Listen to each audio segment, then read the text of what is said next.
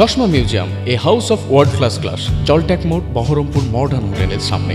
বহরমপুরে বিজেপির বিধায়ক সুব্রত মৈত্রের উদ্যোগে মতুয়া সম্প্রদায়ের মানুষদের নিয়ে এক বর্ণাঢ্য সংবর্ধনা সভার আয়োজন করা হলো। বহরমপুর শহরের এই অনুষ্ঠানে মতুয়া মহাসংঘের বিশিষ্ট প্রতিনিধি ও ভক্তদের উত্তরীয় এবং শ্রীফল দিয়ে সম্মান জানানো হয়। এই বিশেষ সভায় বিধায়কের পাশাপাশি স্থানীয় বিজেপির নেতৃত্ব এবং মতুয়া ভক্তরা বিপুল সংখ্যায় উপস্থিত ছিলেন।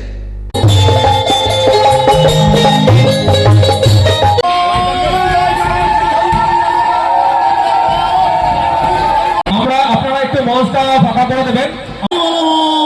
হরি বল, হরি বল, হরি বল।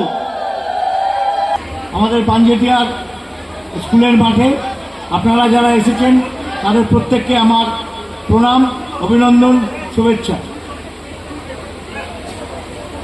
বাংলাদেশ থেকে নিপীড়িত মানুষ যখন দলে দলে এ বাংলায় এসে পৌঁছেছিল তখন ত্রাতা হিসাবে দাঁড়িয়েছিলেন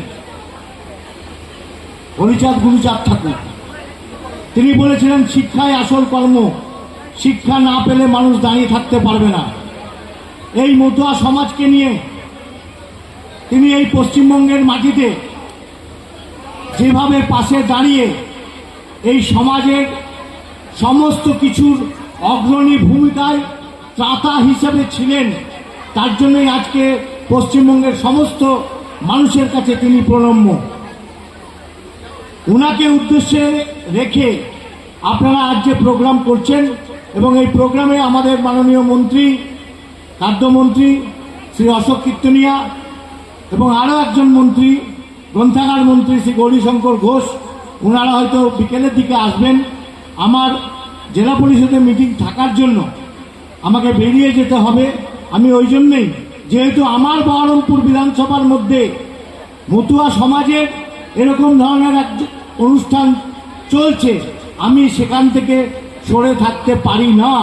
তাই ওনাদের আন্তরিকতার টানে আমিও আজ এসেছি এবং আপনাদের সকলকে আপনাদের যা যা করণীয় আছে সব কিছু করবেন এবং আগামী দিনে যদি কোনো আমার দ্বারা কোনো কাজ হয়, আমার দ্বারা যদি আপনাদের এই সমাজের কোনো উপকারে আসি আমি, তাহলে অবশ্যই বলবেন।